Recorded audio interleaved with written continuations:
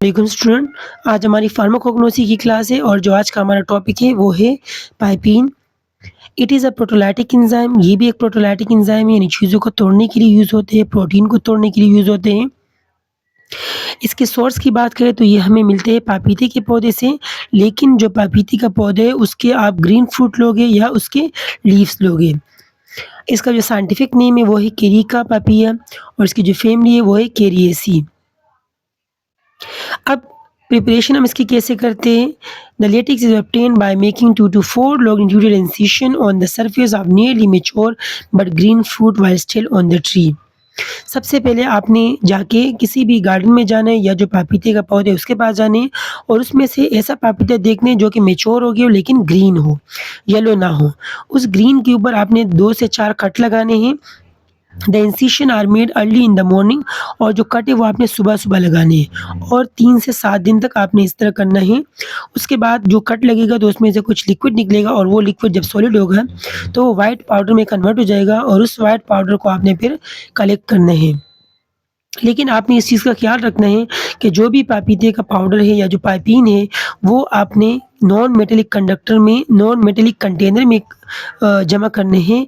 यानी या तो प्लास्टिक का बना हुआ कोई कंटेनर हो या कोई भी शीशे का बना हुआ हो, कोई भी मेटल आप यूज़ नहीं करोगे। अगर हम इसकी कलर की बात करें तो इसका जो कलर है वो व्हाइट होता है और ये एमॉर्फस है। एमॉर्फस का मतलब होता है पाउडर के फॉर्म में और उसके अलावा इसका जो कलर है वो व्हाइट होता है। सोलबिलिटी की अगर हम इसकी बात करें तो ये हमारे पास वाटर के अंदर इनकम्प्लीटली सोलबल है, यानी हल तो होता है लेकिन कंप्लीटली सॉल्व नहीं होता है, डिज़ोल्व नहीं होता है। यानी अगर आप पानी के अंदर 1 चम्मच पाइपीन मिलाओगे तो उसमें से थोड़ा-सा डिज़ोल्व हो जाएगा लेकिन बाकी रह जाएगा। जबकि जितने भी ऑर्गेनिक कंपाउंड है जैसे अल्कोहल हो गया, ईथर हो गया, एसीटोन हो गया, उसमें ये कंप्लीटली डिज़ोल्व नहीं होगा। यानी ये इनसॉल्युबल है अल्कोहल, ईथर और एसीटोन के अंदर।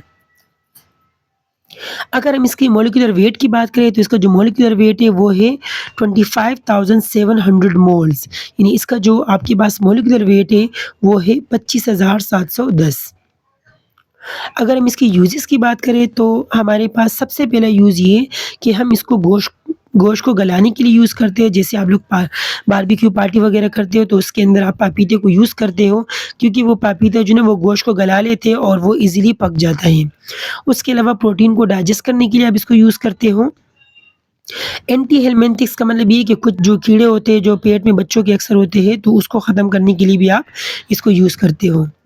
क्लेरिफिकेशन ऑफ बेवरेज, ये जो आपके पास जितने भी ड्रिंक्स आते हैं चाहे सॉफ्ट ड्रिंक हो या हार्ड ड्रिंक हो उसको भी क्लेरिफाई करने के लिए, यानी अगर उसमें कोई भी पार्टिकल्स वगैरह है तो वो उसको या तो डिज़ोल्व कर देगा या उसको नीचे सेटल डाउन कर देगा और जो क्लियर सॉल्यूशन है, क्लियर ड्रिंक है वो आपको मिल जाता है।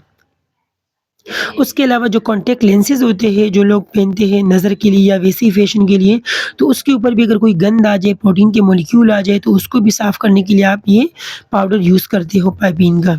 तो ये हमारा आज का टॉपिक था जिसमें हमने आज एक एंजाइम पढ़ा पाइपीन, और इंशाल्लाह नेक्स्ट क्लास में हम पढ़ेंगे क्लासिफिकेशन ऑफ एंजाइम। उम्मीद है कि आप सबको समझ आ गया होगा।